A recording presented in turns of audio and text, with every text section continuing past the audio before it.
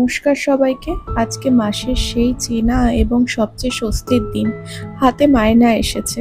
প্রতি মাসে এই দিনটার জন্য আমরা চাতক পাখির মতো অপেক্ষা করে থাকি, যারা সরকারি বা বেসরকারি চাকরি করি। কারণ আমরা যারা সাধারণ মধ্যবিত্ত, মাসের শেষের দিন কটা কিভাবে টানাপোড়ার মধ্যে দিয়ে চালাই সেটা আমরাই জানি। হিসাব মেলাতে মেলাতে যখন মাসের শেষে পকেটটা প্রায় খালি হয়ে আসে, তখন এই মাইনা ঢোকার মেসেজটা যেন মরুভূমিতে ঠিক বৃষ্টি আনার মতো হয়। তাই মাকে নিয়ে সকাল সকাল টাকা তুলে বাজারে চলে গেছি। বাজারটা আজকে অন্য দিনের তুলনায় একটু ফাঁকাই আছে এবং বাজারের দরও অন্য দিনের তুলনায় একটু কমই আছে। হ্যাঁ, তাও বা বেলা পড়ে এসেছে।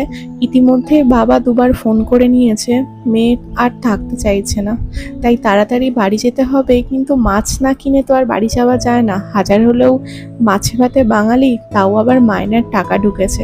তাই তাড়াতাড়ি মাকে নিয়ে মাছটা কিনে নিয়েছি। যাওয়ার পথে মেয়ের কিছু ওষুধ বাকি আছে, সেগুলো কিনে নিতে হবে। কারণ যতই হোক দায়িত্ববোধ তো আছে। তাড়াতাড়ি দেরি না করে ওষুধগুলো কিনে নিয়ে বাড়ির পথে যেতে হবে। কারণ মেয়ে কান্নাকাটি করে নিচ্ছে, বাবার কাছে আর থাকবে না। ওর ঘুমের আর খাওয়ার দুটোরই সময় হয়ে এসেছে। তাড়াতাড়ি গিয়ে দেখি আমাদের আবাসনের একজন দিদি ওর হাতে একটা চকলেট দিয়েছে। চকলেটটা বাবু শক্ত করে হাতের মধ্যে ধরে বসে আছে।